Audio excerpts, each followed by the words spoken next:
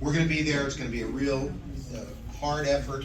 Got a legitimate chance to win the 7th Congressional District. Got a really strong candidate. She was here at the last event. And really excited about her efforts. I'm looking forward to her debate with Tom Kane. What kind of debate? I don't see that happening, but I would certainly look forward to that. But with that, I want to say thanks so much for giving me the opportunity. Congratulations, and thanks for everything that you do. Thank you. As most of you know, we've had a lot of controversy in Clark in the last couple of years. And we really wanted to find a candidate, strong candidate to run against the current mayor. So one day I went to a council meeting, and I saw this guy who was like really dynamite when he was speaking. He was strong, he was knowledgeable, he was forceful, and I said, I've got to meet this guy. And I followed him home one day, and I did. I met this guy, and his name is Mike Shulman, and here we are, a couple of years later, and he's running for mayor. Mike, I'm here. there you are. I didn't leave. And I'm going to have Mike say a couple words, introduce our other candidates, and then we're going to hear from Andy Kim. Thank you, Nancy. Clark, how are we doing tonight? I am overwhelmed being able to be in a big room with big names who are here to support Democrats and Democrats supporting each other. Because we keep saying it, this is the most important election ever. It is, for every level. But you're here, in particular, probably to see Andy Kim. But once you get over that, you're here because Clark is that microcosm that Senator Scutari talks about. We have someone who is here who needs to go. We need fresh ideas, fresh faces, and competency in our mayor's office and our town council. Running with me for town council are 3 people that I've gotten to know over the last year or so, and one of them even longer, and they've become running mates. They've also become very good friends. That's Mary Bertazzo-Semler, who no fear in speaking out, brings in the backbone of a lot of this party. That's our CWA union folks back there. She is strong, she is motivated, she's knocking on doors even in the rain and the heat, which I should be doing more of, and she has an incredible vision for when she gets on town council to support everyone in the town. I know we've had some even more recent controversies with the mayor and his mouth. And I know this impacts Mary directly. She works with people with special needs and families, and I know is fighting for those people in her day job, as in a fight for those people as a council person. So we're looking forward to getting her elected. We also have John Greaves, who is somewhere, there he is. Now, John's a lawyer, but he does something much more difficult. He works in software engineering, which has been an incredible facet of this campaign. We have Stronger Clark, it's written literally everywhere, you can't miss it. Social media, the website, everything that we've had in this campaign in terms of putting multimedia out there, John is at the forefront of. He's a sharp mind. He's up there every week or every 2 weeks asking questions of these council people and of this mayor. I think he's read every budget, he's watched every council meeting. This is somebody you want representing you because they're actually going to dig into the details, which we know in this town has not been done in forever. So I want to thank John for coming aboard. And lastly, in the back, my Clark Almanac, Bill Greb. Bill is a lifelong Clark resident. He is who I go to when someone messages me or calls me, and I have to figure out who they are and how important they are, which is everybody. And Bill has been with me. We ran together 2 years ago. We both ran almost successfully, as I say, for council seats. Bill and I, John also, we all have young kids. This is the future of this town. Clark cannot remain stagnant. It cannot remain a relic. We cannot have people in charge that do not want to see any type of progress. that is where you all come in. I know we have your votes. Talk to your neighbors. Talk to your neighbors' neighbors, especially the ones that you're not sure how they might vote. And tell them to get involved. Tell them to have courage. People shouldn't be afraid to put signs up. People shouldn't be afraid to talk about what's going on in this town. For too long, they've been bullied. So what I'm asking all of you over the next 3 months is to get ready for a sprint. There is a finish line that is actually attainable in this town. I need your support. John and Mary and Bill need your support. And we want your support because we want to work for you. We want to bring you a better town that no longer is in the news for all the controversy, but is in the news for being on the cutting edge with a new downtown and better schools and all the things that you should be entitled to as citizens of this town. So with all that said, you're really here for, hopefully, 90 some odd days, the new senator from New Jersey, Andy Kim. Thanks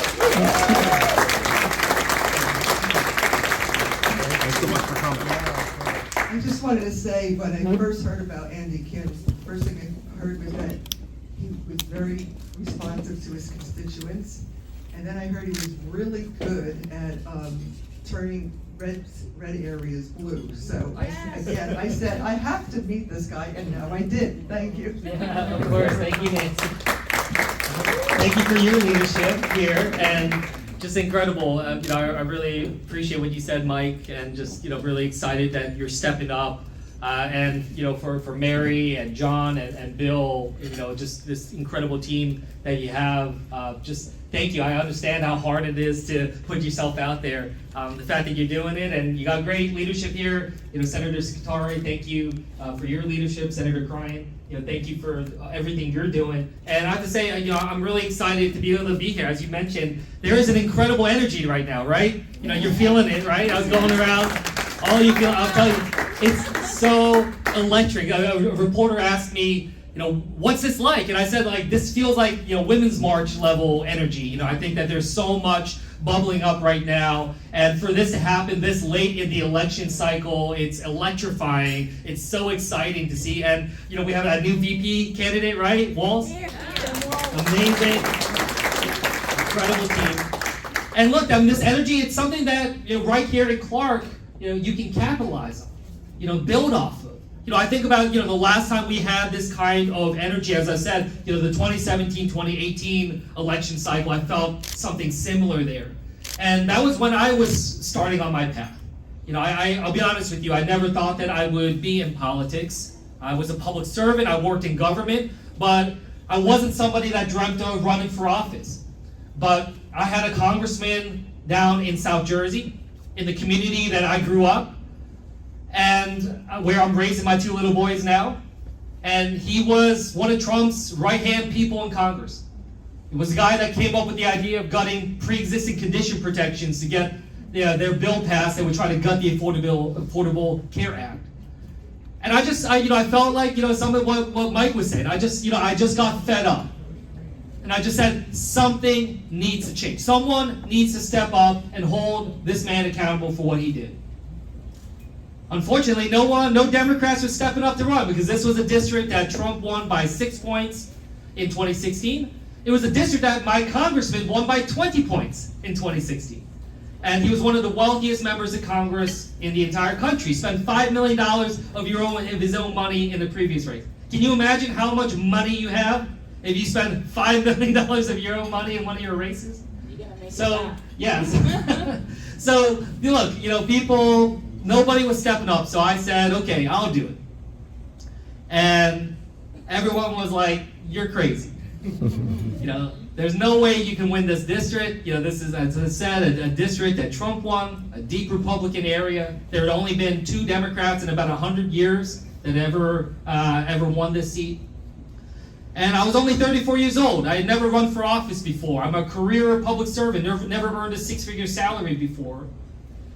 And, look, they also said, the district's, 85% white, less than 3% Asian, and, At the time, there were 0 Korean Americans in Congress.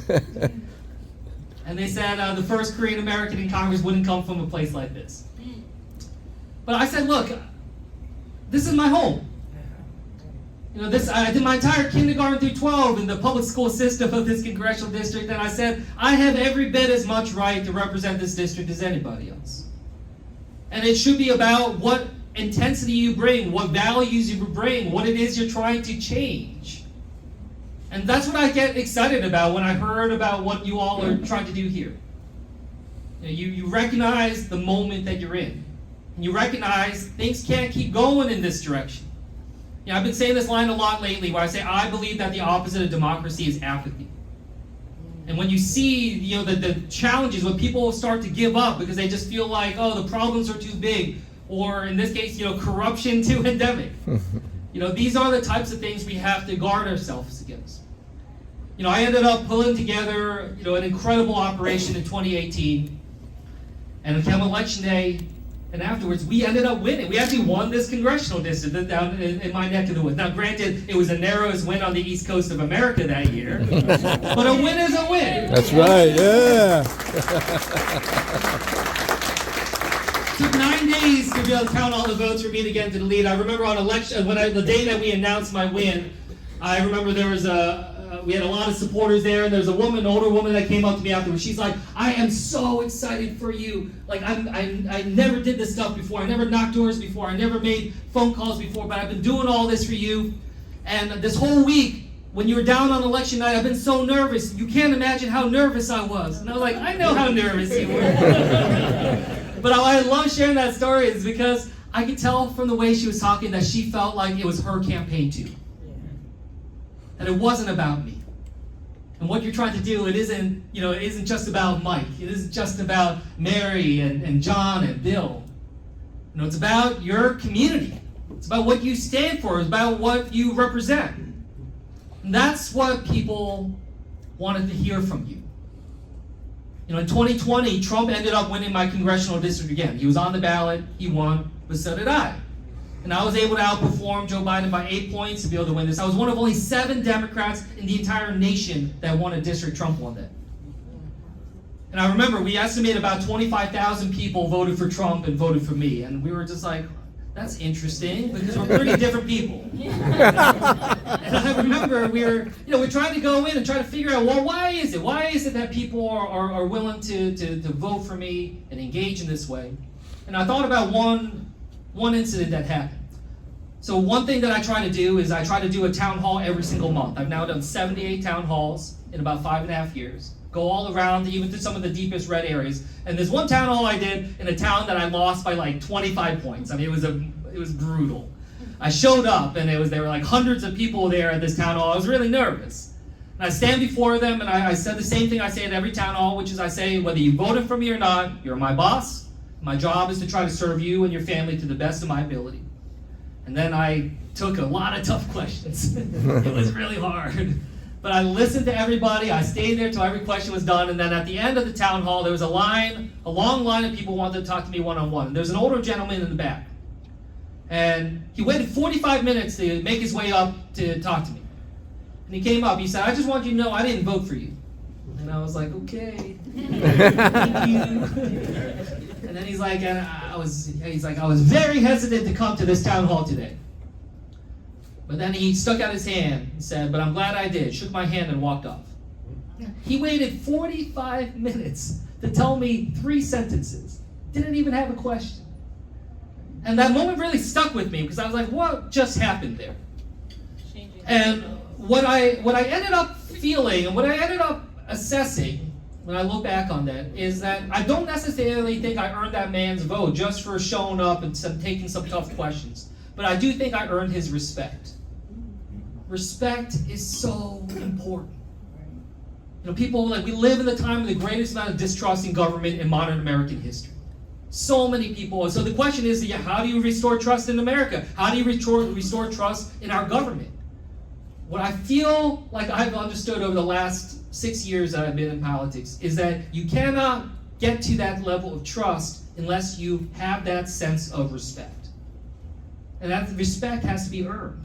You can't just win it by blitzing with TV ads and mailers. You got to go and meet them. You got to go and meet them where they're at. Which is why I'm so proud of the effort, all of you door knocking like CWA. Thank you for everything you're doing. You're getting out there. You're mobilizing people. You're meeting people where they're at, and you're not just talking to them. You're listening to them. You're treating them with respect. That is so critical.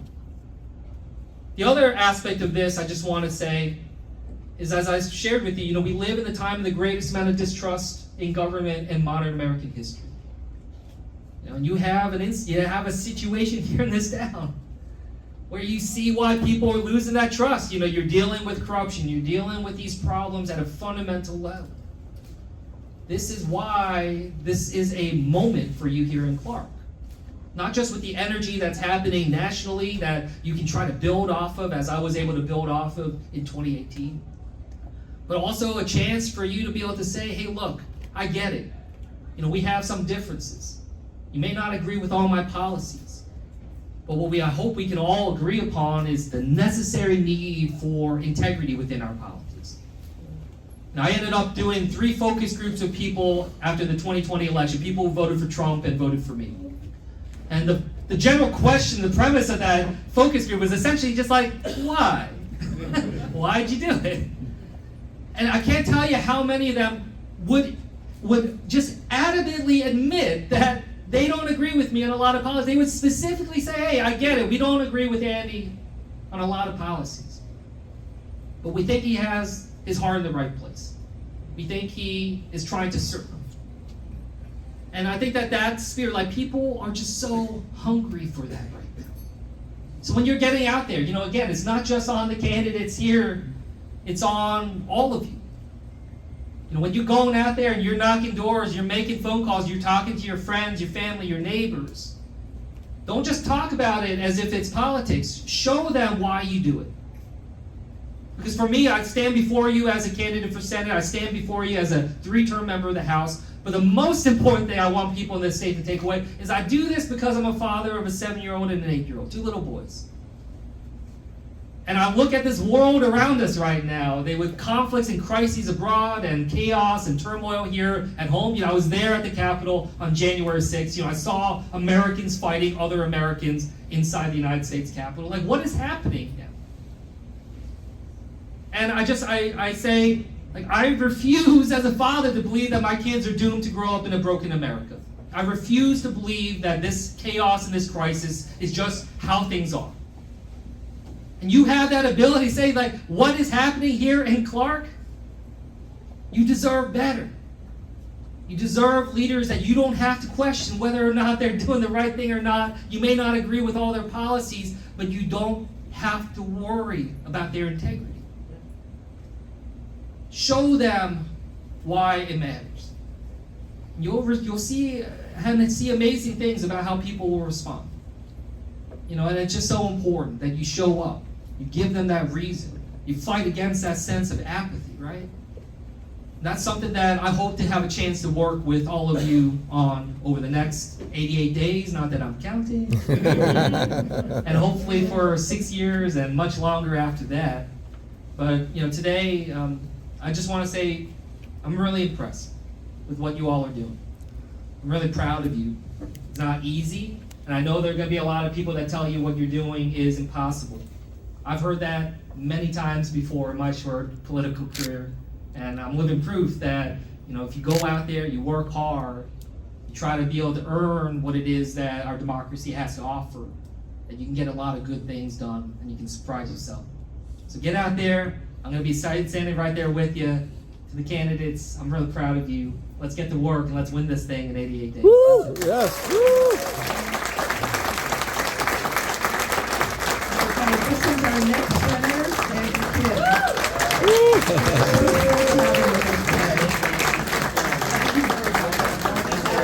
Let's take this to heart. It's up to us. We've got to work, and I think he gave us a lot to be motivated.